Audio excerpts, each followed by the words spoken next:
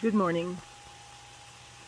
One of the wonderful things about being a seeker, being one who believes in a God that cannot be contained in one way of seeing things, ours, is the blessing of being able to walk with other people, listen to other people, sit and hear what they have to say about their understanding and their experience of the divine. And sometimes we do that through spiritual reading, which I highly recommend.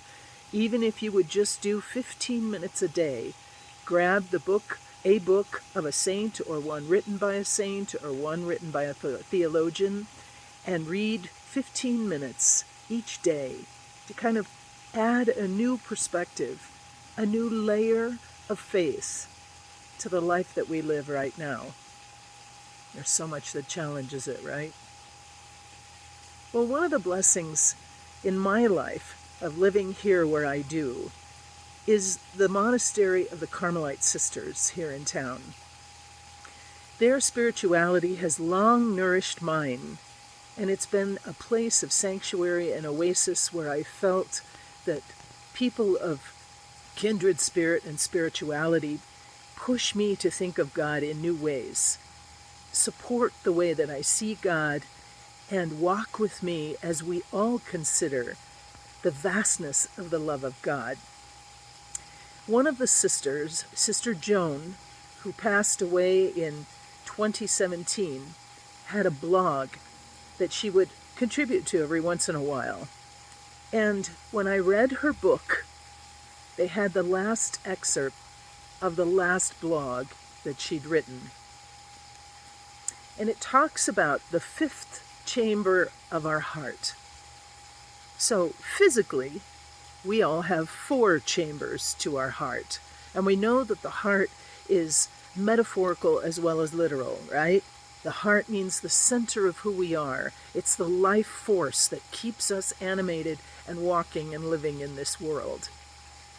So to consider a 5th chamber, as she has, is something that I really wanted to share with you because I still find it, all these years later, so profound. So Sister Joan says, and I'm going to read it to you, that the 5th chamber of the heart in the spiritual world is where we go to reconcile our shattered dreams with what is. The key to this chamber is life, where we go to meditate on the fact that age is not just a word, but an experience of finding and losing. The 5th chamber is a place in the deepest recesses of our heart where God abides, there at the core of ourselves. A place of broken shards of what might have been.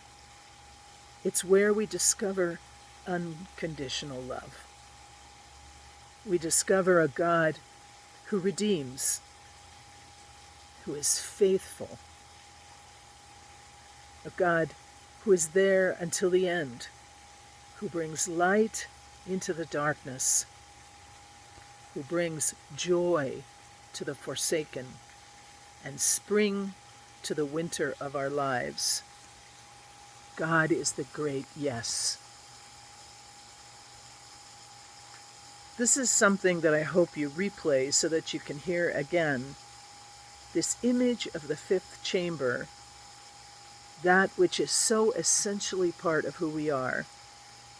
And she ends that God is the great yes. What does that mean to you? Being the great yes, as a healer of the shards of our lives, the things that have not gone according to the way we'd hoped. The great yes. Thank you, Sister Joan and Sisters of Carmel, for the way that you invite us to consider God more deeply. And perhaps today you and I will ponder in our own way, in that 5th chamber of our heart where God abides, brings spring to our winter, and is the great yes.